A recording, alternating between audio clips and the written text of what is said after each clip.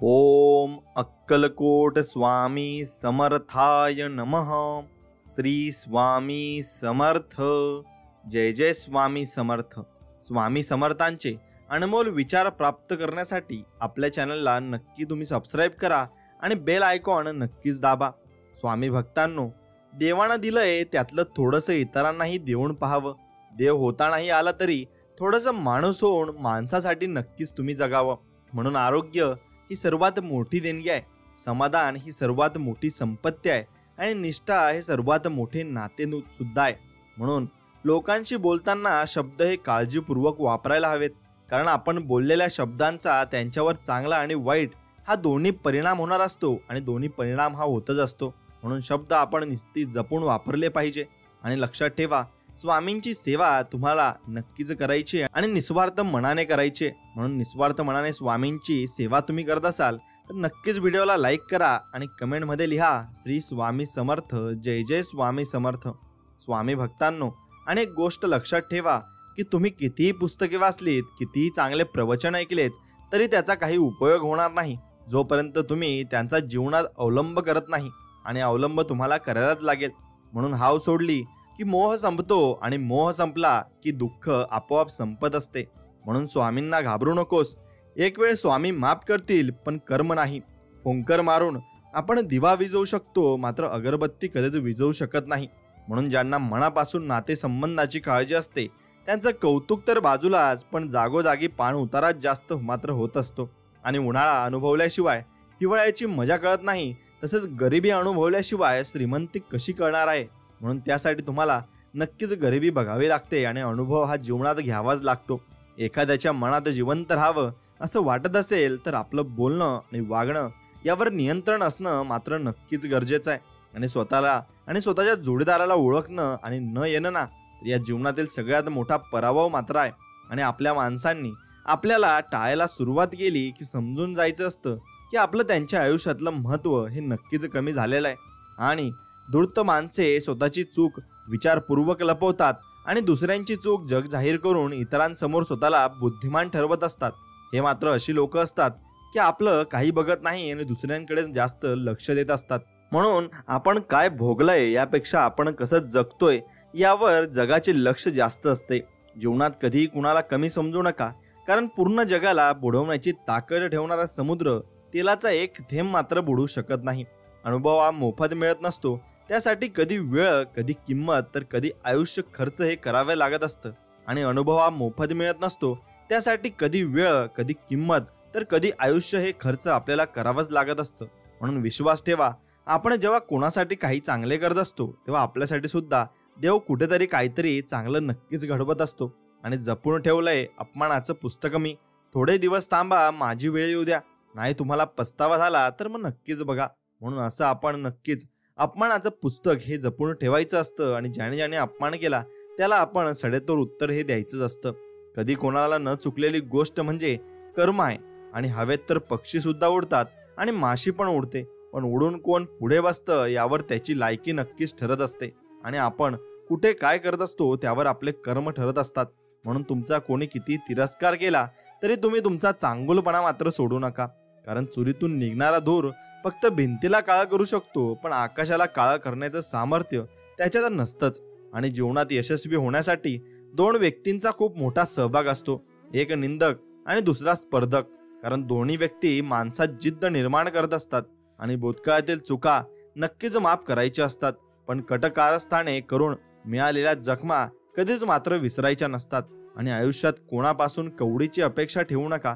तुमच्या अर्ध्या समस्या अशा जर कमी होऊन जातील आणि समोरचा व्यक्ती आपल्याला त्रास देत असेल आणि तो त्रास आपण तसा जर सहन करत राहिलो तर मग त्रास देणाऱ्या व्यक्तीपेक्षा जास्त चूक आपलीच असते। आणि तडजोडीवर नाती टिकवावी लागतात। सगळं जर मनासारखं व्यवहारात करायचं असतं, नात्यात मात्र नक्कीच नाही। आणि कोणाच्या मनात काय आहे हे जर कळलं असतं तर या जगात कोणीच मात्र कोणाशी अजिबात बोललं नसतं आणि त्यांना सर्व काही माहीत झालं असतं। म्हणून देव काहीतरी देईल म्हणून मंदिरात अजिबात जाऊ नका। देवाचे आभार माना, त्याने सर्व काही आपल्याला दिलं आहे त्यासाठी नक्कीच त्याचे आभार मानायला शिका।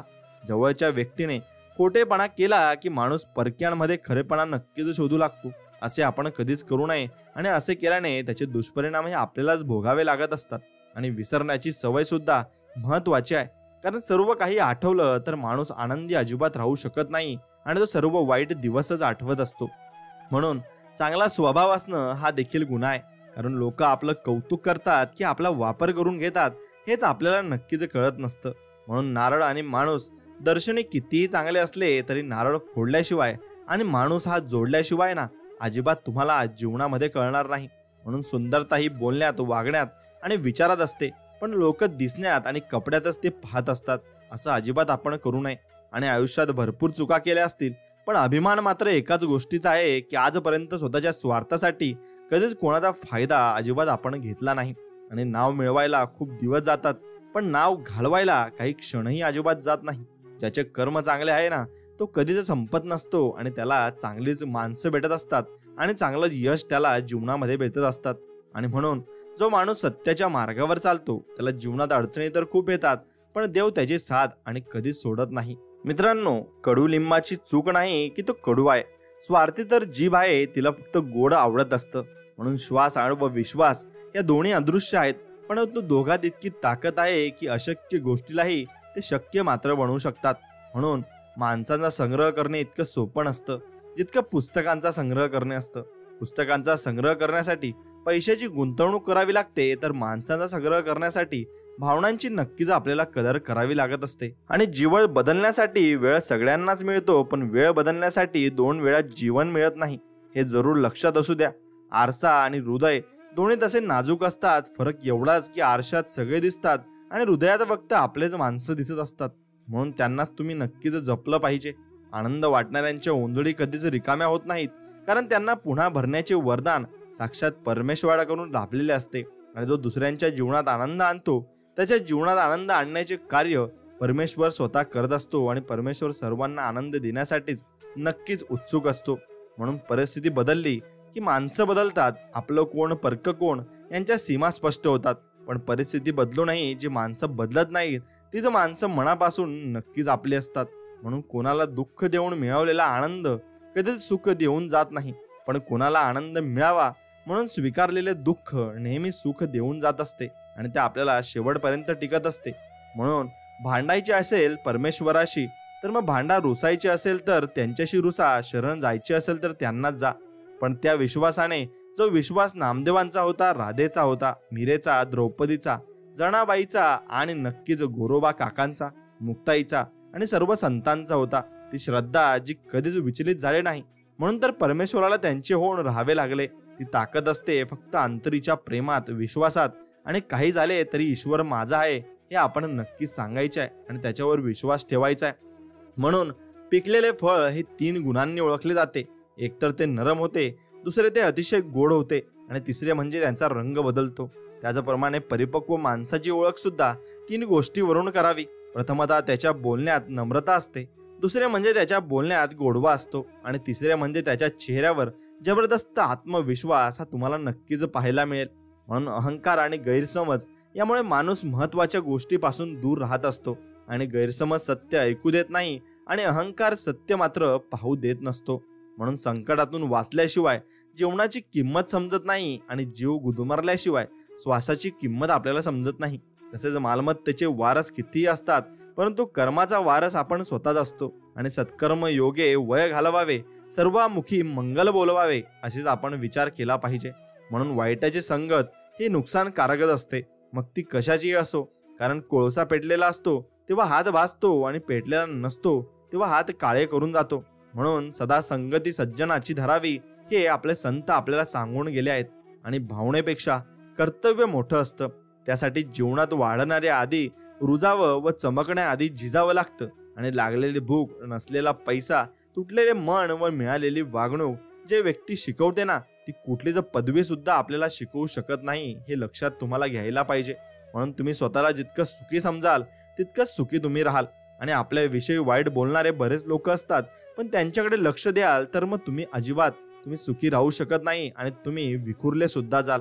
म्हणून एक गोष्ट लक्षात घ्या की स्वामींकडे आणि सद्गुरूंकडे आपण मागायचंय.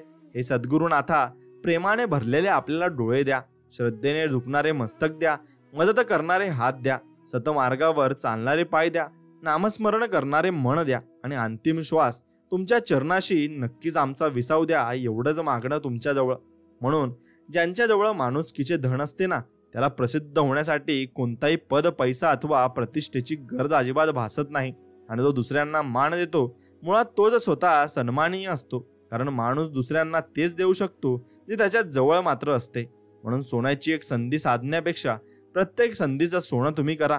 आणि समुद्र हा सर्वांसाठी सारखाच असतो. काही जण त्यातून मोती काढतात तर काही जण त्यातून मासे काढतात, तर काही जण फक्त पाय ओले करून येतात. आणि हे विश्व फक्त पण सर्वांसाठी सारखेच आहे.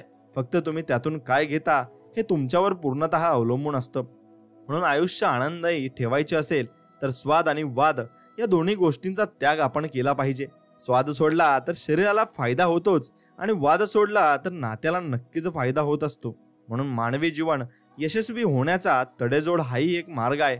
माणसाने ती करायला शिकलं पाहिजे. जिथं जिथं तडा जाईल तिथे तिथं जोड देता आली की कुठलं नुकसान मात्र होत नाही. आणि तडेजोड म्हणजे शरणागती नव्हे तर परिस्थितीवर केलेली मात मात्र असते. आणि ती मात आपण नक्कीच करायची आहे. म्हणून काटा जरी काट्यासारखा वागला तरी फुलानं आपलं फुलणं सोडायचं नसतं. जीवनाचे रस्ते कितीही कडतर असले तरी रस्ता बदलून का होईना परंतु चालणं मात्र आपण सोडायचं नसतं. एखाद्या अडचणीत माणूस कामाला आला नाही म्हणून जोडलेलं नातं कधीच आपण तोडायचं सुद्धा नसतं. आणि हे त्याचं मागचं सत्य असतं. आणि या जीवनात आपण काबाड कष्ट करून कमावलेली धन दौलत ही आपल्या सोबत येणार नाही.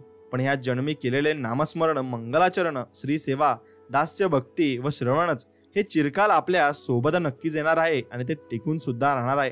म्हणून गरुड पाण्याला ढवळत बसण्यापेक्षा त्याला शांत राहू द्या. गाळा आपोआपच खाली बसतो.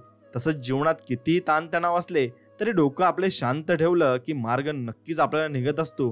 आणि आपले सद्गुरू श्री स्वामी समर्थ महाराज आपल्याला नक्कीच मार्ग दाखवत असतात. चूक झाली की साथ सोडणारे बरेच लोक असतात, पण चूक का झाली आणि ती कशी सुधारायची हे सांगणारे फार कमी लोक असतात आणि ते नशीबवान लोकांना मिळत असतात. म्हणून गर्व करून कुठल्या नात्याला तोडण्यापेक्षा माफी मागून ती नाती जपा. कारण वेळ आल्यावर पैसा नाही तर ती नातीच तुमच्या नक्कीच कामाला येतील आणि तेच तुम्हाला सर्व काही मदत करतील.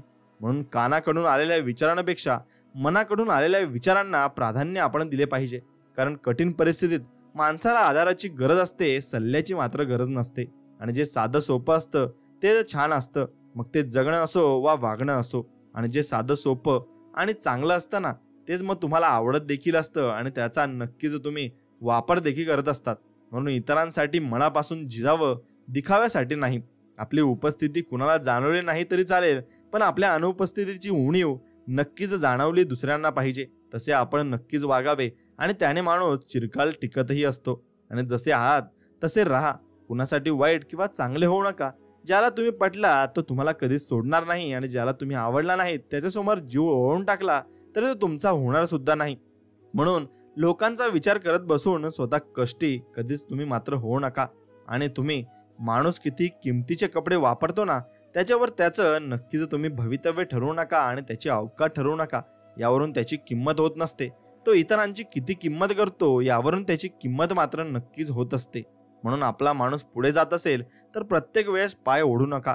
एकदा हात ओढून बघा, तो पुढे येईल आणि पुढे जाईल, पण कदाचित तुम्हालाही 4 पावलं पुढे नक्कीच घेऊन जाईल आणि तुम्हाला त्याचं नक्कीच गर्व सुद्धा वाटेल. म्हणून घेण्यासारखी कोणती गोष्ट असेल तर ती आहे ज्ञान आणि ते तुम्ही घेतलं पाहिजे. देण्यासारखी कोणती गोष्ट असेल तर तुम्ही दान दिलं पाहिजे. बोलण्यासारखी कोणती गोष्ट असेल तर सत्य तुम्ही नक्कीच बोललं पाहिजे. आणि करण्यासारखी कोणती गोष्ट असेल तर ते दया तुम्ही प्रत्येकावर केली पाहिजे. सोडण्यासारखी कोणती गोष्ट असेल तर अहंकार तुम्ही मनातला नक्कीच सोडला पाहिजे. आणि सेवा करायची असेल तर घड्याळात पाहू नका. आणि प्रसाद घ्यायचा असेल तर चव घेऊ नका. सत्संग ऐकायचा असेल तर जागा पाहू नका. आणि विनंती करायची असेल तर स्वार्थ पाहू नका. समर्पण करायचे असेल तर खर्च किती झाला हे नक्कीच तुम्ही बघू नका. आणि तुम्हाला जर दान करायचे असेल तर गरज मात्र नक्कीच पाहू नका. आणि कपाळावरील रेषेत भाग्य शोधण्यापेक्षा कपाळावरील घामातच भविष्य शोधल्यास आयुष्य कपाळावर हात टेकवण्याची कधीच वेळ येणार नाही. म्हणून नशीबवादी होण्यापेक्षा प्रयत्नवादी तुम्ही नक्कीच झाले पाहिजे. आणि दिवा मातीचा आहे की सोन्याचा हे महत्वाचे नसून तो अंधारात प्रकाश किती देतो हे महत्वाचे आहे. आणि त्याचप्रमाणे मित्र व नातेवाईक गरीब आहे की श्रीमंत हे महत्वाचे नसून तो तुमच्या संकटात किती खंबीरपणे तुमच्या पाठीशी उभा राहतो हे जास्त मात्र महत्वाचं आहे. आणि अत्तराने कपड्यांचा सुगंधित करणे ही फार मोठी गोष्ट नाही. आयुष्याची खरी मजा तर तेव्हा येते जेव्हा आपले आयुष्य आपल्या कर्तबगारीने सुगंधित होते. म्हणून माणसाला फोटो काढायला वेळ लागत नाही, वेळ लागतो तो स्वतःचे व्यक्तिमत्व बनायला आणि स्वतःची इमेज बनवायला. हे लक्षात घ्या. म्हणून ज्याला श्री सद्गुरु चरण प्राप्त नाही तो या विश्वामध्ये अनाथ आहे. आणि श्री सद्गुरु चरण धरल्याशिवाय, श्री सद्गुरूंना शरण गेल्याशिवाय या ब्रह्मांडाचे गुपित ज्ञान आपल्याला प्राप्त होऊ शकत नाही. म्हणून आपल्या कामाला कोण आले यापेक्षा आपण कोणाच्या कामी आलो अशी नक्कीच वृत्ती ठेवली तर जीवनात नक्कीच यशस्वी व्हाल. आणि जीवनाचे 2 नियम आहेत, बहरा फुलासारखे आणि पसरा सुगंधासारखे. कोणाला प्रेम देणं सर्वात मोठी भेट असते आणि कोणाकडून प्रेम मिळवणे सर्वात मोठा सन्मान मात्र या जगामध्ये असतो. म्हणून माणसानं हे राजहंसासारखं असावं. आपल्याला जे पटेल तेच घ्यावं आणि नाही ते फक्त तुम्ही मनापासून सोडून द्यावं. म्हणून खरा आनंद सुखसोयीमुळे, संपत्तीमुळे किंवा दुसऱ्यांनी केलेल्या स्तुतीमुळे होत नाही, तर आपल्या हातून घडलेल्या सत्कर्मामुळे आपल्याला खरा आनंद होत असतो. आणि तो आनंद आपल्याला चिरकाल टिकत देखील असतो. म्हणून निसर्गाचा नियम आहे की एका जागी दुसरी गोष्ट आली की पहिली गोष्ट आपोआप निघून जात असते. आणि प्रकाश आला की अंधार निघून जातो. आणि पाणी आले की धूळ आणि घाण निघून जाते. हवा आली की उष्णता निघून जाते. आणि त्याचप्रमाणे आपल्या मनात चांगले विचार आले की वाईट विचार आपोआप निघून जातात. म्हणून नेहमी सकारात्मक विचार करा आणि नकारात्मक आपोआपच तुमच्या मनातून सर्व काही विचार निघून जातील. आणि जो चांगल्या वृक्षाचा आधार घेतो त्याला चांगली सावली लाभते. म्हणूनच नेहमी चांगल्या व्यक्तीच्या सहवासात राहणे योग्य आहे. आणि स्वतःसाठी सुंदर घर करणे हे प्रत्येकाचे एक स्वप्न असते, पण एखाद्याच्या मनात घर करणे यापेक्षा सुंदर काहीच मात्र नसते. आणि तेच तुम्ही नक्कीच शेवटपर्यंत केलं पाहिजे.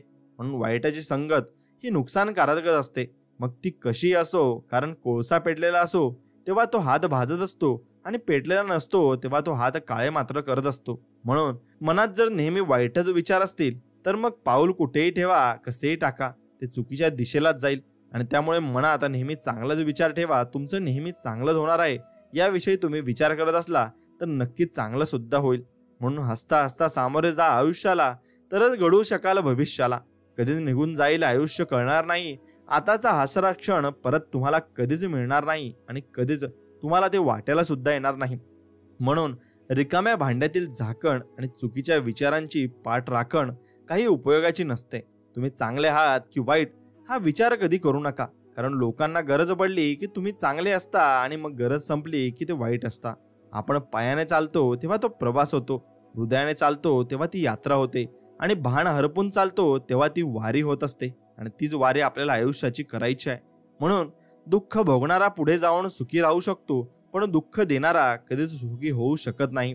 आणि आयुष्यात जास्त सुख मिळाले तर वळून बघा, मी तुमच्या मागे असेन, पण दुःखामध्ये वळून बघू नका, कारण तेव्हा मी मागे नाही तर तुमच्या सोबत नक्कीच असेन, असे स्वामी आपल्याला वचन देत आहेत. म्हणून पैसा, गाडी, बंगला म्हणजे सद्गुरू कृपा नव्हे, तर आयुष्यात येणारी अनेक संकटे आपल्या नकळत टळून जातात. हे टळलेले संकट म्हणजे आपली सद्गुरू कृपा असते आणि सद्गुरूंनी हीच कृपा आपल्यावर केलेली सुद्धा असते. म्हणून राग एकटाच येतो, पण जाताना आपल्यातली सर्व लक्षणे घेऊन जातो. आणि संयम सुद्धा एकटाच येतो, पण येताना आपल्यासाठी कायमची उत्तम लक्षणे घेऊन येतो. फक्त निवड कोणाची करायची हे आपण ठरवायचं असतं आणि ते आपल्याला शेवटी ठरवायला लागत असतं. म्हणून तुम्ही स्वतःला जितकं सुखी समजाल तितकंच सुखी तुम्ही राहाल. आणि आपल्या विषयी वाईट बोलणारे बरेच लोक असतात, त्यांच्याकडे लक्ष द्याल तर विखुरले मात्र जाल. म्हणून मन शांत ठेवून पुढे जाल तर तुम्ही जीवनामध्ये खूप यशस्वी सुद्धा व्हाल. म्हणून माणसाजवळ ज्याच्या आयुष्याची नक्की संपत्ती म्हणजे चांगले विचार. आणि कारण धन आणि बळ कोणत्याही माणसाला वाईट मार्गावर नेऊ शकतात, परंतु चांगले विचार माणसाला सदैव उत्तम कार्यासाठी प्रेरित मात्र करत असतात आणि तो व्यक्ती जीवनामध्ये उत्तम कार्य देखील करत असतो. म्हणून मोह नसावा पैशाचा, गर्व नसावा रूपाचा, झोपडी का असेना पण तिथे घास असावा मात्र सुखाचा. आणि तरच जीवनाला अर्थ आहे, नाही तर जीवनामध्ये सर्व काही व्यर्थ आहे आणि सर्व काही आपण काही जीवनामध्ये चांगलं करू शकत नाही. म्हणून दानपेटीत भरपूर पैसा टाकला म्हणजे देव तुमचा होत नाही. लक्षात ठेवा, देवाला फक्त चांगले कर्म आवडतात आणि ते जर तुमच्या हातून घडत असतील तरच देव तुमचा, नाहीतर तुम्ही देवाचे. हे फक्त तुम्ही लक्षात ठेवा. आणि आपल्याला जे मिळालं नाही ते दुसऱ्याला मिळावं हा विचार ज्या क्षणी आपल्या मनात जन्म घेतो तेव्हापासून आपला प्रवास निरपेक्ष माणुसकीच्या दिशेने सुरू होतो. आणि म्हणा चंदनाचे परित्वा जिजावे, परी अंतरी सज्जना निवावावे, हे फक्त तुम्ही लक्षात ठेवा. मित्रांनो, दिवा मातीचा आहे की सोन्याचा हे महत्वाचे नसून तो नक्कीच किती प्रकाश देतो ना, हे जास्त महत्वाचे आहे. त्याप्रमाणे तुम्ही कशीही असा, पण तुमचे विचार आणि तुमची विचारशैली चांगली असेल ना, तर नक्कीच तुम्ही जीवनामध्ये चांगलं कामही करता. म्हणून मानवी नाते हे कधीच नैसर्गिकरित्या तुटत नसते. मनुष्य त्याला संपवतो, आणि कारण ते मरते, एकतर तिरस्काराने, दुसरे म्हणजे दुर्लक्ष केल्यामुळे, आणि तिसरे म्हणजे गैरसमजामुळे, आणि चौथे लोकांनी कान भरल्यामुळे. म्हणून नात्यांमध्ये विश्वास ठेवा. वेळ निघून गेल्यावर अंतिम समयी पैसा संपत्ती सोबत येत नाही, नातीच उपयोगी येतात, आणि तेच तुमच्या कामाला सुद्धा येणार आहेत. म्हणून तव्यावरची भाकरी जोपर्यंत उलट सुलट करून भाजत नाही ना, तोपर्यंत ती फुलत नाही. तसेच आयुष्याचे आहे, सुख दुःखाचे चटके जोपर्यंत बसत नाहीत तोपर्यंत तेही मात्र फुलणार नाही. आणि आपल्या कामाला कोण आले यापेक्षा नक्कीच आपण कोणाच्या कामाला येऊ ना, त्यात सगळी नक्कीच चांगली गोष्ट असते. आणि नदी जेव्हा वाहते तेव्हा तिच्याजवळ नकाशा नसतो की समुद्र कुठे आहे, आणि विना नकाशा ती सागरापर्यंत पोहोचतेच ना. म्हणून योग्य कर्म करत राहायला हवे, आणि नकाशा तर ईश्वराकडे तयार आहे. आपण फक्त व्हायचे आहे. नक्कीच आपल्याला देव चांगल्या मार्गाला लावेल आणि चांगल्या समुद्रापर्यंत पोहोचवेल. म्हणून आपल्यासोबत दुसऱ्यांचंही चांगलं व्हावं ही मानसिकता ज्याची असते ना, त्यांना आयुष्यात काही कमी पडत नाही, आणि देव त्याला काही कमी पडू देतही नाही. म्हणून देव तुटलेल्या गोष्टींचा किती छान उपयोग करतो ना. ढग तुटतात आणि पाऊस पडतो, जमिनीला भेगा आल्या की शेत बनते, वृक्ष तुटतो तेव्हा बीज उमलतं, आणि बीज अंकुरलं की झाड होतं. म्हणून माणूस जेव्हा तुटतो, खचतो, तेव्हा समजून घ्यायचं की देव आपला उपयोग चांगल्या गोष्टीसाठी करत आहे, आणि आपल्या जीवनात चांगल्या गोष्टी सुद्धा येणार आहेत. म्हणून कोणाची किंमत करायची असेल तर ती व्यक्ती जिवंत असताना करावी. मृत्यूनंतर तर शत्रूचे सुद्धा डोळे भरून येत असतात. म्हणून स्वाभिमान सोडून श्रीमंत होण्यापेक्षा अभिमान बाळगून एक वेळ गरीब राहिलेले केव्हाही चांगले असते, आणि ते आपल्यासाठी फायदेकारक सुद्धा असते. म्हणून घर रस्त्यावर असेल तर त्याची खूप किंमत येते, आणि शेती रस्त्यावर असेल तर त्यालाही खूप भाव येतो. पण माणूस रस्त्यावर आला तर त्याची किंमत संपते. म्हणून बरे सत्य बोला, बरे सत्य चाला, जेणे मानती लोका जेणे तुम्हाला. आणि म्हणून तुम्ही सत्य बोलले तर तुम्हाला लोक नक्कीच मानतील. आणि आता सर्व संपले असं वाटत असताना पुन्हा उठून विश्व निर्माण करण्याची नवी उमेद निर्माण होते. आणि ती उमेद म्हणजे आपले श्री स्वामी समर्थ महाराज आहेत, आणि ते आपल्याला ती उमेद नक्कीच चांगल्या प्रकारे देतात. म्हणून स्वतःला असं बनवा की आपण त्यांच्याजवळ आहोत, त्याला गर्व वाटला पाहिजे, आणि त्यांच्याजवळ आपण नाहीत त्यांना पश्चाताप हा नक्कीच झाला पाहिजे. म्हणून सावली देणारे कधीच परतफेडाची अपेक्षा करत नाहीत. मग ते वृक्ष असोत अथवा आई वडील असोत, ते नक्कीच आपलं चांगलंच मानतात आणि आपलं चांगलंच करत असतात.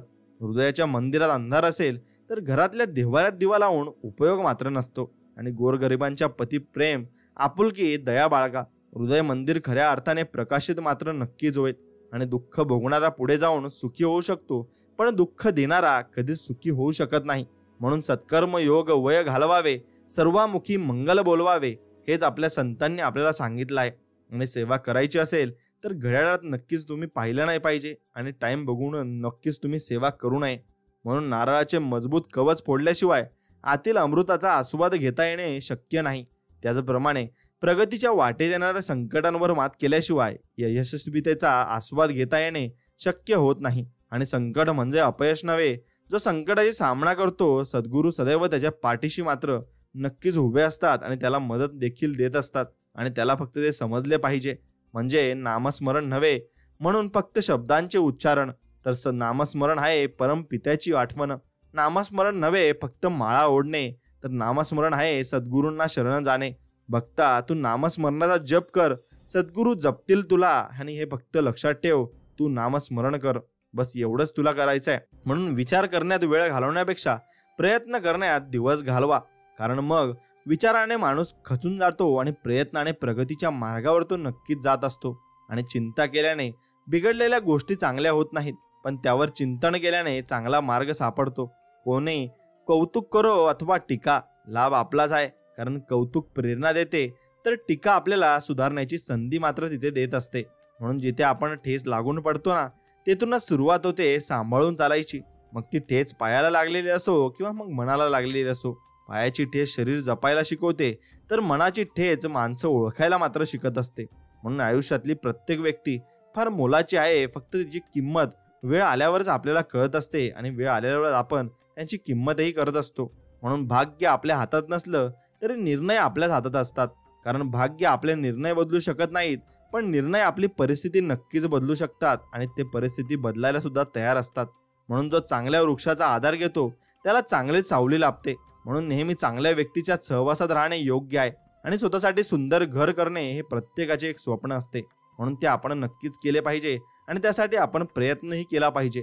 विश्वासघात करणाऱ्या माणसाला जाब विचारण्यापेक्षा त्या माणसाची बोलणं सोडून देणं हीच त्याची मोठी शिक्षा असते आणि असेच आपण नक्कीच केले पाहिजे.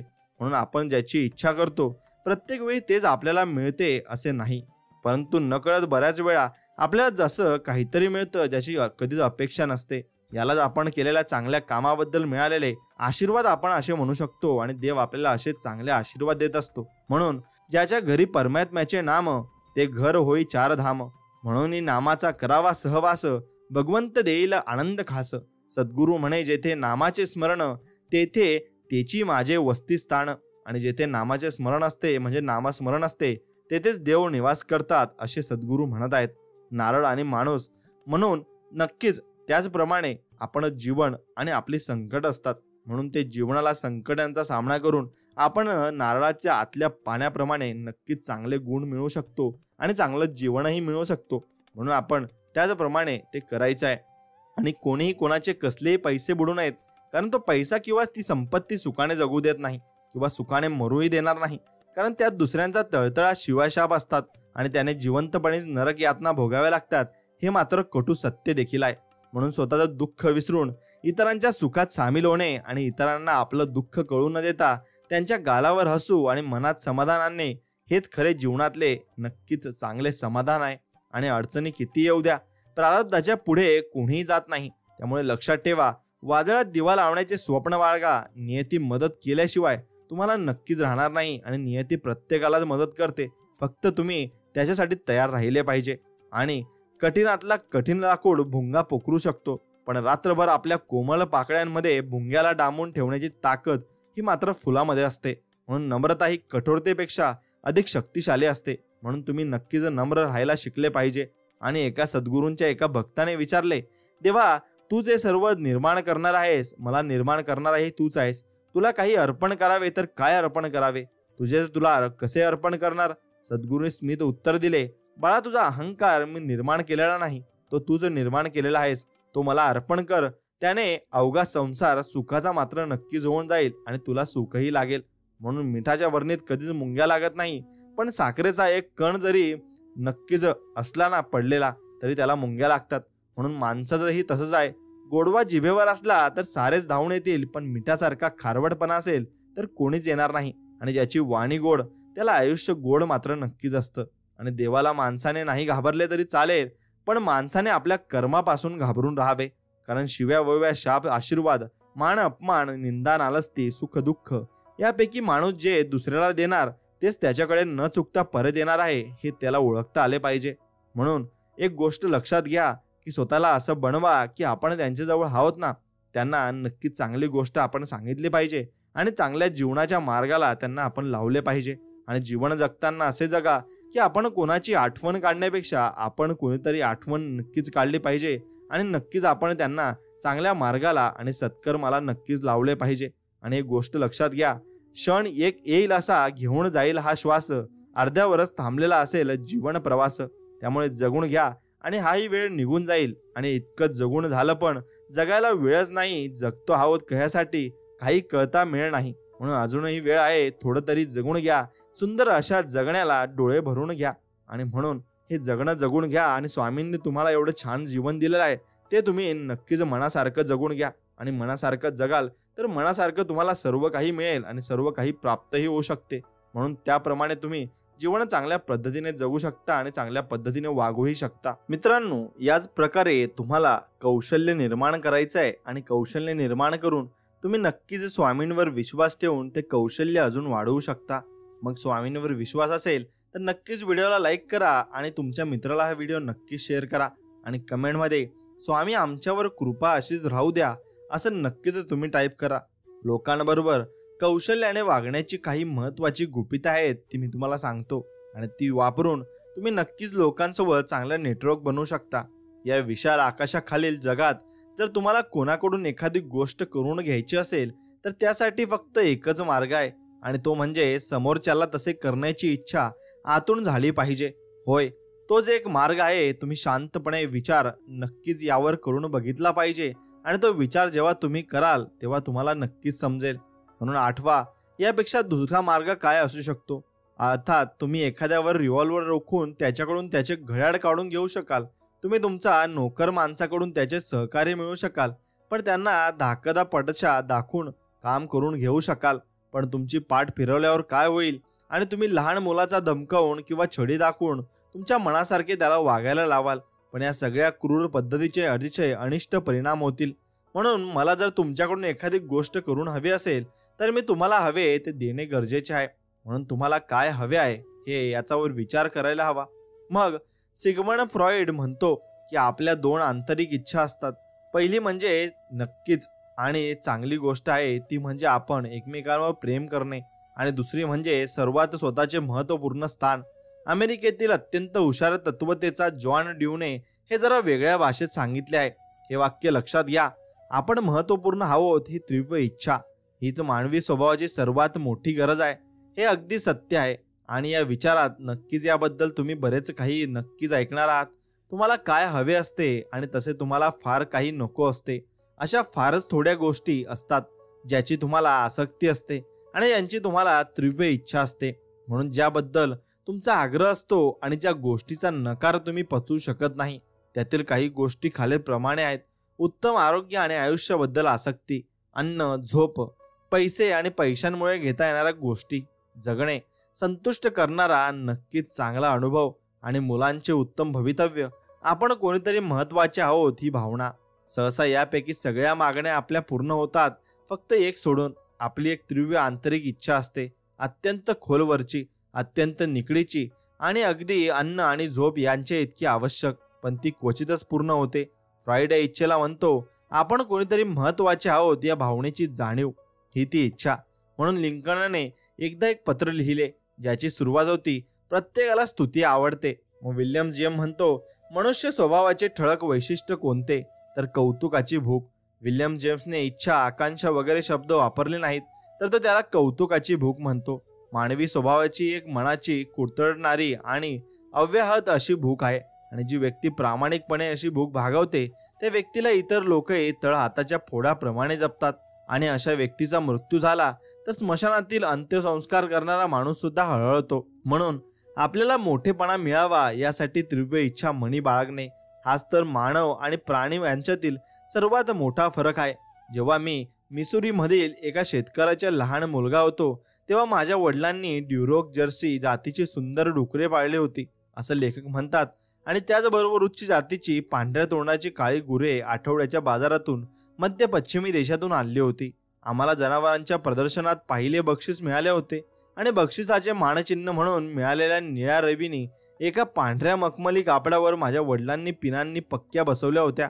आणि जेव्हा जेव्हा कोणी मित्रमंडळी किंवा पाहुणे घरी येत तेव्हा ते पांढरे मलमली कापड बाहेर काढत आणि त्या कापडाचे एक दोन ते हातात टोक धरत व दुसरे टोक मला पकडायला लावत आणि त्या निळ्या रिबीनी कौतुकाने दाखवत.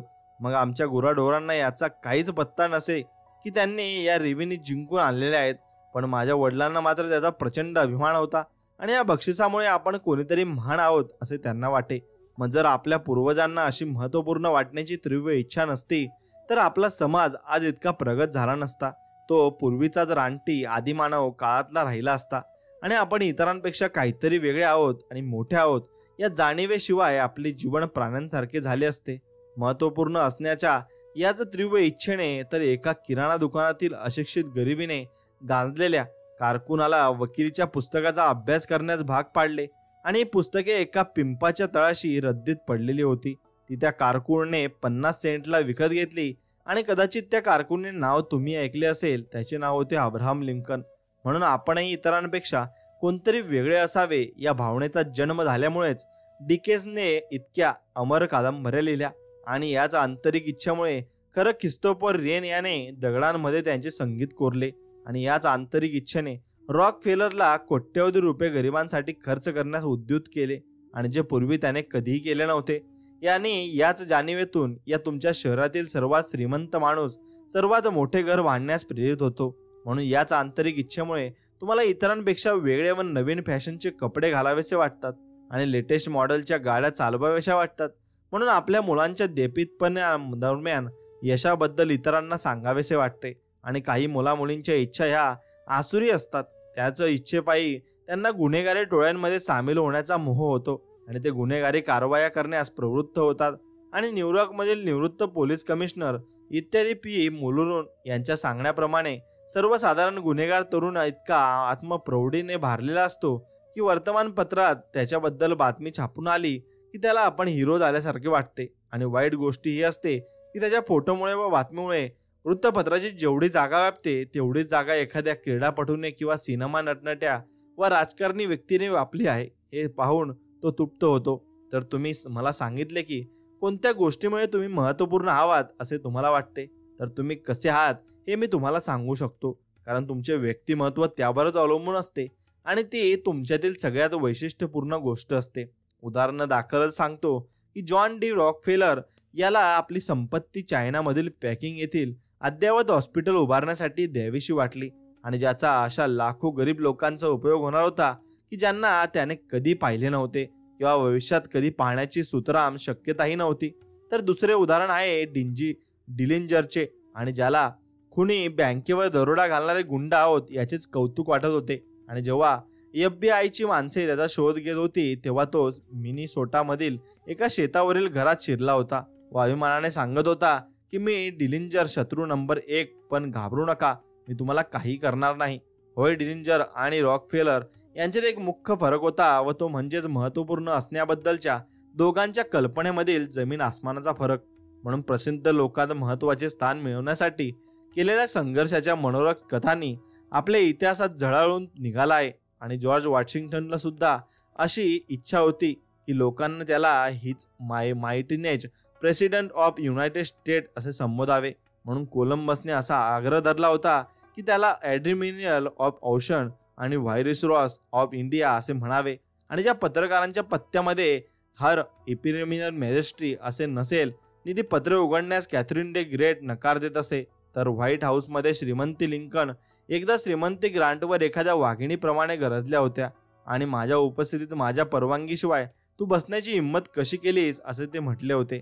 म्हणून मित्रांनो, काही वेळेस लोक इतरांची सहानुभूती मिळवण्याच्या आणि लक्ष वेधून घेण्याच्या नादात तारतम्य घालवतात आणि स्वतःचे महत्त्व वाढवण्यासाठी मूर्खासारखे वागतात. याचे उत्तम उदाहरण म्हणजे श्रीमंती मॅकलिनने तिचा नवरा युनायटेड स्टेट्सचा अध्यक्ष होता, मात्र त्याला महत्त्वाच्या घटनांकडे दुर्लक्ष करायला लावून आपल्या जवळ क्वार्टरवर बसून घेण्याने आपले महत्त्व वाढते अशी तिची खुसमळ होती आणि वेळगळ समजूत होती. म्हणून आपण आपला नवरा ही एक सामाजिक राजकीय व्यक्ती आहे याचे भान न ठेवता त्याने सतत तिचीच काळजी घ्यावी ही तिची अपेक्षा. आणि एकदा डेंटिस्टकडे तिला एकटीला सोडून हे अध्यक्ष महाशय जॉन या सेक्रेटरी बरोबरच्या मीटिंगला गेले तेव्हा या बाईने प्रचंड तमाशा केला. म्हणून असे आपण करत इच्छितो की आपल्याला सर्व बाजू या आपल्या साईडनी हव्याशा वाटतात आणि आपल्या साईडनीच त्या सगळे काही लोक असले पाहिजे असे आपल्याला वाटू लागते. पण तसे काहीच होणार नसते आणि तसे आपण करूही शकत नाही. कारण तसे करायला गेलो तर आपल्याला भरपूर काही गोष्टींचा सामना मात्र करावा लागेल. भरपूर काही गोष्टी आपल्याला नक्कीच त्याप्रमाणे रचाव्या लागतील. म्हणून तुम्ही कधीही काम करता तेव्हा तुम्ही एक गोष्ट लक्षात ठेवा की आपण भरपूर काही गोष्टी मिळवू शकतो आणि भरपूर काही गोष्टी आपण करूही शकतो. फक्त तुम्ही हे करायचंय की तुम्हाला समजून घेऊन तुमच्या अर्धसज्ञ मनाची शक्ती तुम्हाला जाणून घ्यायची आहे. आणि तुम्हाला ते समजलं की तुम्हाला भरपूर काही गोष्टी समजतील आणि तुम्हाला चांगल्या गोष्टी आत्मसात करण्यासाठी वेळ सुद्धा मिळणार आहे. म्हणून लक्षात ठेवा, कोणतीही गोष्ट तुम्हाला अशीच मिळत नाही, त्यामागे काहीतरी कारण असतात आणि काहीतरी गोष्टी असतात, मग त्यानुसार तुम्हाला त्या गोष्टी मिळतात. म्हणून समजून घेऊ तुमच्या आंतरिक मनाची शक्ती. तुमचं जागृत मन ज्याला सत्य मानतं आणि ज्यावर विश्वास ठेवतं ना, तेच तुमचं अर्धसज्ञ मन स्वीकारेल आणि मान्य करेल. म्हणून सुदैव दैवी मार्गदर्शन, योग्य कृती आणि आयुष्याचे सर्व वरदान यांच्यावर विश्वास ठेवा. तुमच्या आत्म्याचे तुम्ही कप्तान आहात आणि तुमच्या नियतीचे धनीही तुम्हीच आहात. म्हणून लक्षात ठेवा, तुमच्यापाशी निवड करण्याची क्षमता आहे. जीवनाची निवड करा, प्रेमाची निवड करा, आरोग्याची निवड करा, सुखाची मात्र नक्कीच निवड करा. आणि तुम्ही तुमच्या करिअर बाबत असमाधानी आहात का आणि संधीच्या जबरदस्त अभावामुळे तुमची प्रगती खुंटली आहे का आणि तुमची उद्दिष्ट साध्य करण्यात तुम्हाला यशस्वी व्हायचं आहे का आणि एखाद्या कर्मठ बॉसमुळे किंवा नोकरीशाहीच्या लाल फितीमुळे तुमच्यावर बंधन येत काय आहे का आणि ते कामा नये म्हणून येता कामा नये. तसंच दैवावर किंवा योगायोगावर तुम्हाला अवलंबून राहावं लागता कामा नये आणि आपले करिअर आपल्या हातात घेण्याची शक्ती तुमच्यामध्ये आहे. आणि जे आपण साध्य करतो किंवा जे साध्य करण्यात आपल्याला अपयश येतं ती सगळी आपल्या स्वतःच्या विचारांची थेट परिणती असते. आणि आपली कमजोरी आणि आपली शक्तिस्थानं, शुद्धता आणि अशुद्धता हे सारं केवळ आपलंच असतं. आणि या गोष्टी फक्त आपणच बदलू शकतो, दुसरं कोणी नाही. आपलं सगळं सुख आणि दुःख आपल्या आतून उत्क्रांत होत असतं आणि आपण जसा विचार करतो तसे बनतो आणि जसा विचार आपण चालू ठेवतो तसेच आपण राहतो सुद्धा. म्हणून अर्थात काही गोष्टी आपण बदलू शकत नाही. ग्रहांची हालचाल, ऋतूंमधले बदल, समुद्राची भरती ओहोटी, सूर्याचा भासमान उदय आणि अस्त, पण तुम्ही स्वतःचा बदल घडवू शकता आणि तुमच्या मनाचं नूतनीकरण करून तुम्ही स्वतःमध्ये बदल घडवू शकता. आणि तुमच्या करिअरमध्ये सुधारणा करण्याची हीच गुरुकिल्ली सुद्धा आहे. म्हणून तुमचं मन म्हणजे एक रेकॉर्डिंग मशीन आहे आणि तुमच्या ज्या श्रद्धा, धारणा, मतं आणि कल्पना तुम्ही जागरूकपणे स्वीकारलेल्या असतात त्या तुमच्या अधिक खोलवरच्या अर्धसंज्ञ मनामध्ये ठसलेल्या असतात. आणि तुमच्या अर्धसंज्ञ मनाचं चलवलन कसं करायचं हे तुम्ही शिकलात की तुम्ही तुमच्या करिअरवर नियंत्रण मिळवू शकता. आणि होय, तुमच्या अर्धसंज्ञ मनामध्ये जे आहे ते बदलण्याचं सामर्थ्य तुमच्यापाशी आहे. आणि त्याची सुरुवात उद्दांत विचारबंध शोषून घेण्यासाठी जाणीवपूर्वक पावलं उचलण्यापासून होते. आणि सौंदर्य, प्रेम, शांती, शहाणपण आणि सर्जनशील कल्पना या संबंधी विचार करू लागा. आणि तुमचं अर्धसंज्ञ मन या विचारानुरूप प्रतिसाद देऊ लागेल. आणि तुमची मनोवृत्ती, तुमचं शरीर आणि तुमच्या आयुष्याला वेढून असणारी परिस्थिती यामध्ये बदल करेल. म्हणून करिअरमध्ये प्रगती करण्याच्या बाबतीत हे सगळं विशेष तत्वानं लागू आहे. आणि अनेक लोक भीतीमुळे आपल्या करिअरच्या विकासात बाधा निर्माण करतात. आणि वरिष्ठ नाराज होण्याची भीती, करिअरच्या पायऱ्या चढत असताना निर्माण होणाऱ्या प्रतिस्पर्ध्यांची भीती, लोकशाहीच्या अडथळ्यांची भीती, होय, यातल्या एका किंवा अनेक प्रकारच्या भीतींमुळे तुमच्या करिअरवर परिणाम नक्कीच मात्र होऊ शकतो. आणि तुम्ही भरपूर काही संकटात देखील सापडू शकता. म्हणून तुम्ही तो होऊ दिलात तरच मात्र तुमचा जर स्वतःच्या क्षमतांवर विश्वास असेल तर तुमच्या कंपनीचे उद्दिष्ट गाठण्यासाठी नक्कीच तुम्ही काम करत असाल व सर्व अडथळ्यांवर मात करण्यासाठी तुम्ही तुमच्या अर्धसंज्ञ मनाचं सामर्थ्य नक्कीच वापरू शकता आणि त्यानुसार काम करू शकता. म्हणून जुल्स एच एक हुशार तरुण वकील होता. एका मोठ्या न्यायविषयक संस्थेमध्ये नोकरीला लागल्यावर त्याच्या लक्षात आलं की किमान डझनभर तरुण वकिलांशी स्पर्धा करून त्याला प्रगती साधायची होती. तेही त्याच्या इतकेच सक्षम आणि महत्वाकांक्षी होते. आणि त्याच्या सहकाऱ्यांपैकी बऱ्याच जणांनी अशी तक्रार होती की रोजच्या किचकट तपशिलांना भरलेल्या कामात त्यांना तासनतास घालवावे लागतात आणि ज्या जास्त रंगतदार कायदेविषयक कामात त्यांना रस वाटे ते करण्याची संधीच त्यांनी मिळत नाही.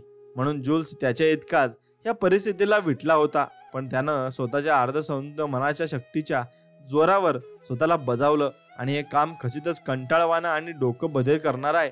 पण मला जर पुढे जायचं असेल तर त्यासाठी एवढी किंमत मला मोजलीच पाहिजे.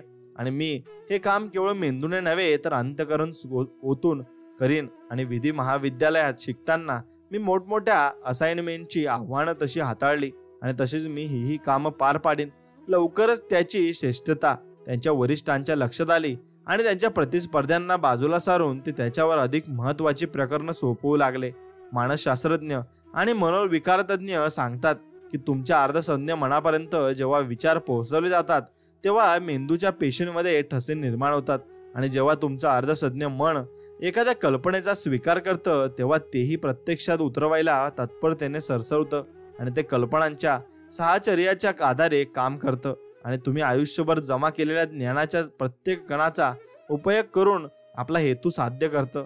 म्हणून तुमच्या ठायी असलेल्या असीम शक्तीचा, ऊर्जेचा आणि शहाणपणाचा ते वापर करतं. म्हणून कधी कधी तुमच्या समस्येचं उत्तर हे तात्काळ पुढे करतं, पण तर कधी कधी त्यासाठी ते काही दिवस, आठवडे आणि त्याहून अधिक काळ घेतं. म्हणून तुमचं अंतर्मन ओल्या मातीसारखं असतं. ते चांगल्या वाईट कोणत्याही प्रकारच्या कल्पना स्वीकारतं. नकारात्मक विघातक विचार तुमच्या अंतर्मनात नकारात्मक रीतीनं काम करत राहतात आणि कालांतरानं त्यांच्याशी सुसंगत कृतीमध्ये उत्क्रांत होतात. आणि तुमचं अंतर्मन तुमचे विचार चांगले की वाईट, खरे की खोटे याची शहानिशा करत बसत नाही, तर ते तुमच्या विचारांच्या किंवा सूचनांच्या स्वरूपाप्रमाणे प्रतिसाद देतं. उदाहरणार्थ, तुमच्या सज्ञ मनाने एखादी गोष्ट असत्य असूनही ती सत्य असल्याचं गृहीत धरलं तर तुमचं अर्धसज्ञ मन ती सत्य म्हणून स्वीकारेल आणि ती सत्य असेल तर जे जे परिणाम घडून यायला हवेत ते परिणाम घडवायला प्रवृत्त होईल. तुमचं अर्धसज्ञ मन विवादात्मक पद्धतीनं प्रतिपादन करू शकत नाही. त्यामुळे तुम्ही त्याला चुकीच्या सूचना दिल्यात तरी ते सत्य मानून त्यांनाच ते परिस्थिती, अनुभव आणि घटना म्हणून पारित करतं. म्हणून तुमच्या अर्धसज्ञ मनालाच सापेक्ष मन अशी संज्ञा अनेकदा दिली जाते आणि सापेक्ष मन त्यांच्या पर्यावरणाची दखल आपल्या पंचेंद्रियांपेक्षा वेगळ्या स्वतंत्र मार्गांनी घेतं. म्हणून तुमचं सापेक्ष मन हे अंतर्ज्ञानानं अनुभूती घेतं आणि हे मन तुमच्या भावनानं अधिष्ठान असतं आणि स्मृतीनं कोठार असतं. जेव्हा तुमचं वस्तुनिष्ठ मन कार्य करत नसतं किंवा तरल निद्रा सदृष्ट अवस्थेत असतं तेव्हा तुमचं सापेक्ष मन त्याची सर्वोच्च कार्य पार पाडत असतं आणि तुमचं सापेक्ष मन तुमच्या दुर्वेंद्रियांचा म्हणजे दृष्टींचा इंद्रियांचा वापर न करता पाहत असतं आणि त्यांच्यापाशी दूरदर्शनाची आणि दूरध्वनाची क्षमता असते. म्हणून जेव्हा तुमचं सज्ञ मन आणि अर्धसज्ञ मन एकमेकांशी सुसंगती राखून शांततापूर्वक काम करतात तेव्हा त्याची परिणती सुसंगती, आरोग्य, शांती, आनंद आणि समाधान यांच्यामध्ये होते. म्हणून जगातील सर्व दृष्टता, वेदना, यातना, दुःख, युद्ध आणि व्याधी याचं कारण सज्ञ आणि अर्धसज्ञ मन यांच्यामधल्या विसंगत नात्यामध्ये सापडेल.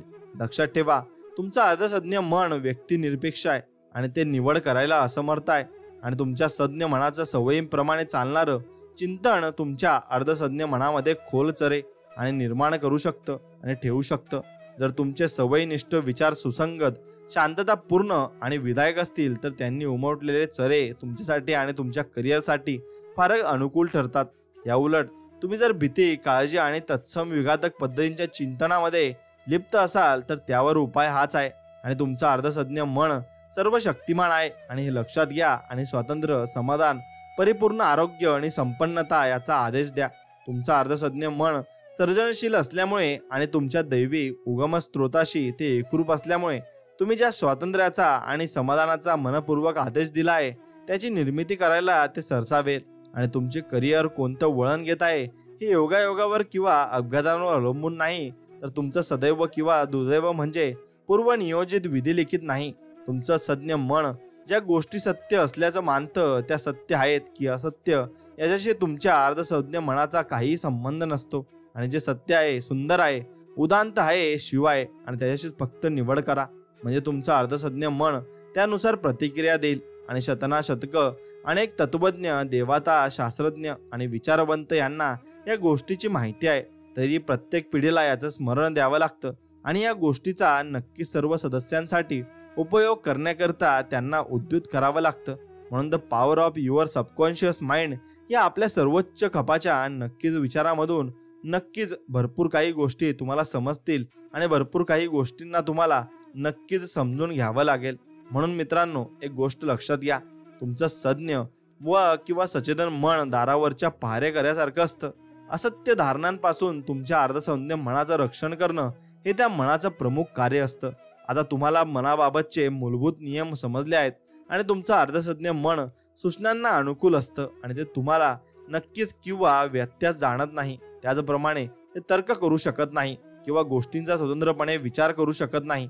हे सगळे कार्य तुमच्या जागरूक किंवा सज्ञ मनाच्या अखत्याकरित असतात आणि सज्ञ मनानं ज्या धारणा दिलेल्या असतात त्यांनाच फक्त अर्धसज्ञ मन प्रतिक्रिया देतं आणि एका प्रकारच्या कृतीऐवजी दुसऱ्या प्रकारच्या कृतीसाठी पसंती ते दाखवत नाही. म्हणून लक्षात ठेवा, कोणतीही सूचना सज्ञ मनाच्या इच्छेविरुद्ध असणारी एखादी गोष्ट अर्धसज्ञ मनावर लादू शकत नाही. एखादी असत्य वा नकारात्मक सूचना नाकारण्याची शक्ती सज्ञ मनापाशी असते. तुम्हाला सर्वतोपरी दिलासा देणाऱ्या, आशीर्वाद देणाऱ्या आणि उन्नयन करणाऱ्या आणि प्रेरणा देणाऱ्या अशा सूचना तुमच्या अर्धसज्ञ मनाला देण्याची खबरदारी घ्या आणि तुमचं अर्धसज्ञ मन तुमचा शब्दच खरा मानून चालतं हे लक्षात ठेवा. ते तुम्हाला शब्दशः स्वीकारतं. तुम्ही जर म्हणत राहिलात मला बढती मिळणारच नाही, मी मिळकतीची खर्चाची तोंड मिळवणे करू शकणार नाही, तुमचं अर्धसज्ञ मन तसंच होण्याची पुरेपूर दक्षता घेईल आणि तुमच्या अर्धसज्ञ मनावर दुसऱ्या व्यक्तीकडून दिल्या जाणाऱ्या सूचनांचाही प्रभाव पडत असतो. आणि पृथ्वीवरच्या प्रत्येक देशात प्रत्येक काळामध्ये सूचनेच्या शक्तीनं मानवी जीवन आणि विचार यांच्याबाबत महत्त्वाची भूमिका पार पाडली आहे आणि जगाच्या अनेक भागात तिनं धर्माच्या नियंत्रक शक्तीचं रूप घेतलं आहे आणि तुम्ही पापी आहात, सैतान तुम्हाला पकडणार आहे आणि मेल्यानंतर तुम्ही नरकात जाणार आहात, या किंवा अशा प्रकारच्या शेरांच्या सतत भडीमार केलेला आहे आणि त्यामुळे लोक भीतीने अर्ध मेले होतात. म्हणून आपल्यापैकी बहुसंख्याक जणांना बालपणापासूनच अनेक सूचना दिल्या जातात आणि विधायक सूचना अर्थातच आश्चर्यकारक आणि उत्तम असतात. म्हणून नकारात्मक सूचना मात्र मनाच्या प्रतिसादाच्या तऱ्यापैकी सर्वात विघातक असते. तिची परिणती युद्ध, दुःख, यातना, वांशिक आणि धार्मिक पूर्वग्रह आणि आपत्ती यांच्यात होते आणि दुनियेतल्या हुकुमशहांना, सर्व सत्ताधीशांना आणि जुलुमशहांना सूचनेचं सामर्थ्य माहिती असतं आणि स्टॅलिननं त्यांचा उपयोग केला, हिटलरनं केला आणि ओसामा बिन लादेननं केला. हे लोकांच्या धार्मिक आणि वांशिक पूर्वग्रहांना आव्हान करत आणि लोकांच्या भावना उफाळल्या की विवक्षित गोष्टींची लक्षावधी लोकांसमोर वारंवार पुनरुक्ती करून त्यांच्या मनात नकारात्मक सूचना पेरत. जीवनाच्या सर्व बाबतीत तुम्हाला नकारात्मक सूचनांना सामोरे जावं लागतं आणि तुमची नोकरी आणि करिअर यांच्या बाबतीत तुम्हाला अनेकदा ऐकाव्या लागणाऱ्या सूचना अशा, तुला शक्य नाही आणि तुला कधीच महत्त्व मिळणार नाही, तू करता कामा नयेस आणि तुला अपयश येईल आणि तुला काही संधीच नाही आणि तू सर्वथा चूक आहेस, त्याला काहीच उपयोग नाही, तुला काय माहीत आहे ते कोण विचारतंय, कोणाला ओळखतोस ते सांग, काय उपयोग, कोणाला परवाच नाही, इतक्या सरतीनं प्रयत्न करून परिणाम शून्य, तू आता फार म्हातारा झालास, गोष्टी दिवसेंदिवस बिघडतच चालल्यात, आयुष्यात सतत चक्कीमध्ये पिसतच बसायला लागणार आहे आणि तुम्ही जिंकूच शकत नाही, तुला लवकरच डच्चू मिळणार आहे आणि कोणावर विश्वास ठेवायची सोयच नाही. म्हणून तुमच्या अर्धसज्ञ मनाला दिल्या जाणाऱ्या अशा आदेशांमुळे आयुष्याचा नरक बनेल आणि तुम्हाला त्यामुळे वैफल्य येईल आणि तुमचं मन संभ्रमित होईल आणि तुम्ही स्वतःला दडपून टाकू लागाल. अशा विघातक सूचना स्वतःला देत राहिला तर तुम्हाला मनोविज्ञानाकडे धाव घ्यावी लागेल आणि तुमच्या अर्धसज्ञ मनाला प्रार्थनेचा खुराक देऊन किंवा झोपण्यापूर्वी प्रेरणादायी चिंतनाचं वाचन करून तुम्ही असह्य नकारात्मक सूचना नाकारू शकता आणि या सगळ्या विघातक कल्पनांचा त्यामुळे प्रतिकार होऊ शकेल. विघातक नकारात्मक सूचनांनी तुम्ही प्रभावित होण्याची काही आवश्यकता नाही. तुमचे पालक, मित्रगण, नातेवाईक, शिक्षक, अधिकारी आणि धर्माचारी यांनी अशा विघातक सूचनांच्या मोहिमेत कसा हातभार लावला हे मागे वळून बघितलं तर मग तुम्हाला सहज आठवेल. आणि यामागचा उद्देश बमश्वी तुमच्या नियंत्रण घालवण्याचा किंवा तुमच्यामध्ये भय निर्माण करण्याचा होता आणि इतरांच्या इच्छेप्रमाणे तुम्ही विचार करावा, भावना प्रतीत कराव्या, कृती कराव्या आणि त्यांच्या ज्यामध्ये लाभ आहे त्याच मार्गाचा तुम्ही नक्की स्वीकार करावा, हा त्यातला कितीतरी सूचनांमागचा हेतू होता असं तुम्हाला आढळून नक्कीच येईल. म्हणून तुम्ही इतरांच्या हातातलं बाहुलं नाही, जो मार्ग तुम्हाला पूर्णतेने नेतो तो मार्ग स्वतंत्र आहे आणि असा तुमचा स्वतःचा मार्ग तुम्ही नक्कीच जीवनामध्ये निवडला पाहिजे आणि असा मार्ग तुमच्या स्वतःमध्येच आहे आणि तुमच्या सज्ञ मनाचा जे सत्य आहे असा नक्कीच ते निश्चय होईल आणि म्हणून ते तुम्ही स्वतःच्या अर्धसज्ञ मनाद्वारे प्रतीत कराल. त्यामुळे असा विश्वास बाळगा की परमेश्वर किंवा अनंत प्रज्ञा तुम्हाला मार्गदर्शन करीत आहे आणि उचित कृतीची सत्ता अंतिम असते आणि दैवी नीतिनियम तुम्हाला नियंत्रित करतात. दैवी शांती तुमच्या आत्म्यामध्ये वास करते आणि या गोष्टीवर विश्वास ठेवायला सुरुवात करा. या गोष्टी तुम्ही निर्माण करत नाही तर त्यांना सक्रिय बनवता आणि तुमच्या आयुष्यात त्या सक्षमपणे कार्यान्वित होऊ देत आणि स्वतः विचार करा, तुमच्या भावनांवर नियंत्रण ठेवण्याची शक्ती तुमच्यात आहे आणि तुमच्या नोकरी व्यवसायात तुमच्या अधिकाऱ्याचं आणि सहकार्याचं नव्हे तर तुमचं नियंत्रण तुमच्या नियतीवर असायला हवं. वरच्या सत्तेकडून प्रेरणा घ्या. या सत्याचा तुम्ही तुमच्या सज्ञ मनानं स्वीकार केलात की तुमचं अर्धसज्ञ मनही ती पारित करेल आणि तुमच्या उद्दिष्टापर्यंत पोहोचताना मग तुम्ही मागे खेचले जाणार नाही आणि तुमच्या करिअरमध्ये आणि आयुष्यात तुम्ही जी दिशा निवडली असेल त्या दिशेनं तुम्ही वाटचाल करत आहात आणि याचा मग तुम्हाला प्रत्यय येईल आणि आपण आपलं आयुष्य सुधारू शकतो यावर आपण विश्वास ठेवला पाहिजे. आणि काही काळ टिकवून धरलेला विश्वास, मग तो खरा, खोटा किंवा केवळ निर्लेप असू दे, तुमच्या मानसिकतेशी साम्य पावतो, तिथे दाखल होतो आणि जर विरुद्ध स्वरूपाच्या विश्वासानं त्याला तडा गेला नाही तर आज ना उद्या तो रूप धारण करतो आणि आयुष्यातलं वास्तव एक रूप, पैलू, परिस्थिती आणि घटना म्हणून व्यक्त होतो आणि किंवा अनुभवायला येतो. म्हणून नकारात्मक विश्वासाचं रूपांतर सकारात्मक विश्वासात करून आपलं आयुष्य अधिक सुंदर बनवण्याचं सामर्थ्य आपल्या स्वतःमध्ये नक्कीच आहे आणि ते सामर्थ्य तुम्ही नक्कीच जागृत केलं पाहिजे आणि त्याकडे लक्षही दिले पाहिजे. म्हणून यशस्वी करिअरकडे नेण्याचा व्यक्तिगत गुणांचा अधिकाधिक उपयोग तुम्ही नक्कीच करून घेतला पाहिजे. काही जण जन्मताच थोर असतात, काही थोरपण प्राप्त करतात तर काहींवर थोरपण लादलं जातं. म्हणून काही लोकांवर यश लादलं जातं असेलही पण बऱ्याचदा यश संपादन करण्यासाठी आपल्याला जाणीवपूर्वक प्रयत्न करावे लागतात.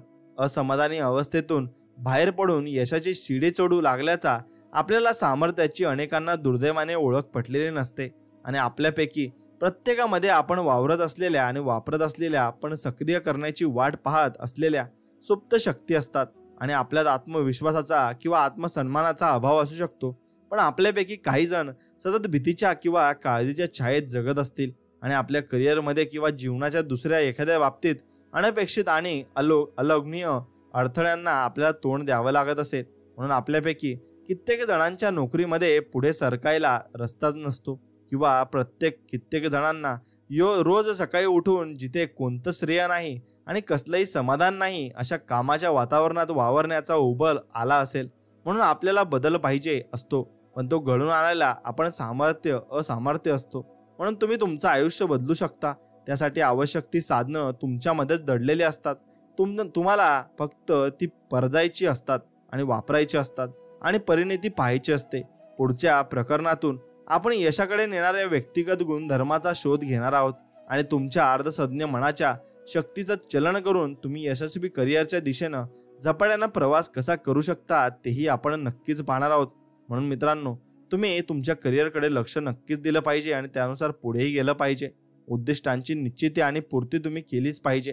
काहीतरी मिळवण्यासाठी काहीतरी द्यावं लागतं आणि तुम्ही तुमच्या उद्दिष्टांकडे, ध्येयाकडे आणि उद्योगांकडे लक्ष दिलं तर तुमचं अंतर्मन तुम्हाला सहाय्य करेल. आणि सर्व यशस्वी लोक एका उद्दिष्टापासून सुरुवात करतात. उद्दिष्टांची निश्चित करणं आणि त्यांच्या पूर्तीसाठी काम करणं ही यशाकडे नेणाऱ्या लांब रस्त्यावरची पहिली पावलं आहेत. आणि तुम्ही कुठे निघाला आहात आणि तिथे पोहोचण्यासाठी तुम्ही काय योजना केली आहे हे समजून घेतलं तर तुम्हाला तुमचा वेळ, शक्ती आणि भावना एकवटता येतील आणि त्या उद्दिष्टांपाशी पोहोचणारा योग्य रस्ता पकडता येईल. म्हणून ज्या जहाजाचं सुकाणू नादुरुस्त झालं आहे ते कायम सफर करीत राहील आणि पूर्ण वाफेवर धडधडत राहील. म्हणून सदैव धावत राहिलं तरी ते कधीच कुठे पोहोचणार नाही. कोणत्या बंदराला ते पोहोचलं तर अपघातच पोहोचेल. म्हणून आणि एखादं सुरक्षित ठिकाण त्याला गवसलं तरी त्याच्यावरचा माल तिथल्या लोकांच्या अपेक्षेनुसार असेलच असं नाही. तिथल्या हवामानाला, परिस्थितीला आणि तो अनुरूप असेलच असं नाही. त्यावरचा माल ज्याच्यासाठी योग्य आहे आणि त्याला जिथं मागणी आहे अशा एखाद्या विवेचित बंदराची दिशा धरून जहाजाला गेलं पाहिजे. आणि ऊन असो की पाऊस, धुकं असो की तुफान, त्यानं धीमेपणानं त्या बंदराचं लक्ष डोळ्यासमोर ठेवलं पाहिजे. त्याचप्रमाणे ज्याला यशस्वी व्हायचं आहे त्या माणसानं जीवनसागरात सुकाणू विरहित अवस्थेत भरकटता कामा नये. समुद्र शांत असेल, वारे आणि सागरी प्रवाह अनुकूल असतील अशाच वेळी नव्हे तर वादळी वारे थैमान घालत असतानाही नैराश्याच्या धुक्यातून आणि विरोधाच्या वर्षावातही त्यानं ठरवलेल्या बंदराकडे थेट कूच केलंच पाहिजे. म्हणून तसंच आपल्या जीवनामध्ये आहे. आपण आपल्या ध्येयाच्या मागे नक्कीच पूर्णपणे पळलं पाहिजे. सुरुवात होते एका स्वप्नानं. तुमच्यापाशी एखादं स्वप्न आहे, भवितव्याची एखादी झलक आहे. मग तुमच्या स्वप्नात तुम्ही श्रीमंत आहात का, सुप्रसिद्ध, सुखी, समाधानी? बरेच लोक अशा भवितव्याचं स्वप्न पाहतात, पण बऱ्याचशा उदाहरणांमध्ये हे केवळ स्वप्नच राहतं हे देखील निश्चित आहे. म्हणून यशस्वी लोकांनीही अशीच स्वप्न पाहिलेली असतात, पण त्यांनी स्वप्नाचं रूपांतर उद्दिष्टांमध्ये करून नंतर ती प्रत्यक्षात आणलेली असतात. आणि त्यांची स्वप्न म्हणजे यशाच्या धुसर अशा नसतात, तर त्यांनी डोळ्यांसमोर ठेवलेल्या विवेकशीत उपलब्ध असतात. आणि एडिसननं अशा जगाचं स्वप्न पाहिलं जिथे विद्युत ऊर्जा रात्र प्रकाशमान करून टाकेल. आणि स्टीफननं अशा इंजिनचं स्वप्न पाहिलं जे आग्याड्या ओढून नेईल आणि माणसांचे तसंच पशूंचे कमरतोड कष्ट वाचवेल. म्हणून बिथेवननं अशा संगीताचं स्वप्न पाहिलं जे चैतन्याला भरारी देईल. आणि महान अभिनेते, कलावंत, संगीतकार आणि साहित्यकार यांनी स्वप्न पाहिली ती केवळ वापरता येतील आणि कीर्तीची नव्हे तर त्यांची प्रतिभा आणि यश सिद्धीसाठी कशा प्रकारे वापरता येईल ह्याची. म्हणून स्वप्न अशा महान प्रतिभावंत पुरतीच मर्यादित असतात आणि नसतात सुद्धा. म्हणून सर्वच यशस्वी माणसांच्या सांगण्यावरून त्यांच्या यशाची सुरुवात एका आशेनं, एका स्वप्नानं झाली. आणि अनेक वर्ष शेकडो स्त्री पुरुष सांगत आले आहेत की त्यांच्या उपलब्धीची सुरुवात एका स्वप्नानं झाली. म्हणून ज्यानं त्याच्या एका उद्दिष्टाकडे नेलं आणि या उद्दिष्टाला त्यांना एक कृती योजना दिली आणि तिच्याद्वारे अनिवार्यपणे ते उद्दिष्टांच्या पूर्तीपर्यंत पोहोचले. म्हणून स्वप्न केवळ तरुणांपुरतीच मर्यादित नसतात. नवी स्वप्न जी नेतात नव्या उद्दिष्टांकडे आणि जी पोहोचतात नव्या यशापर्यंत, अशी स्वप्न पाहायला कधीच उशीर होत नसतो. आणि ज्या लोकांना आपली स्वप्न आयुष्यात उशिरा गवसली त्यांची कामगिरी पाहून थक्क व्हायला होतं. म्हणून बेंजामिन फ्रँकलिननं विज्ञानाचा आणि तत्वज्ञानाचा अभ्यास सुरू केला तेव्हा त्यानं 50 ओलांडली होती. आणि मिल्टननं जेव्हा पॅराडाईज लॉस्ट हे महाकाव्य लिहिण्यासाठी बैठक मारली तेव्हा तोही 50च्या पुढे इतकंच नव्हे तर अंध होता. म्हणून तुम्ही प्रत्येक व्यक्तीकडून आणि प्रत्येक गोष्टीकडून भरपूर काही गोष्टी शिकू शकता. म्हणून आपण स्वामींकडून भरपूर काही बोध घेतला पाहिजे आणि स्वामींकडून शिकण्यासारखं सर्व काही आहे. कारण तुम्ही स्वामींकडून जेवढं काही शिकाल आणि स्वामींचं नामस्मरण जेवढं काही कराल तेवढं तुम्हाला त्याचाच फायदा होणार आहे. आणि फायदा होऊन तुम्हाला चांगल्या गोष्टी या शिकायला नक्कीच मिळणार आहेत. म्हणून तुम्ही फक्त चांगल्या गोष्टींकडे लक्ष दिले पाहिजे आणि चांगल्या गोष्टीच तुम्ही आत्मसात केल्या पाहिजे. जेवढ्या तुम्ही चांगल्या गोष्टी आत्मसात करता आणि जेव्हा स्वामींचं नामस्मरण करता तेवढ्या तुमच्या यशामध्ये नेण्याचा मार्ग हा मोकळा होत असतो आणि तुमचं यश हे जवळजवळ येत असतं. म्हणून स्वामींचं नामस्मरण करून स्वामींवर विश्वास ठेवून या व्हिडिओला नक्कीच लाईक करा आणि तुमच्या मित्राला हा व्हिडिओ नक्कीच शेअर करा. चांगले विचार सर्वांना आपण नक्कीच शेअर केले पाहिजे आणि आपल्या चॅनलला सबस्क्राईब करून बेल आयकॉन नक्कीच ऑन करा. चला तर मग भेटूया नवीन एक व्हिडिओमध्ये. तोपर्यंत जय श्रीराम, श्री स्वामी समर्थ, जय जय स्वामी समर्थ. धन्यवाद.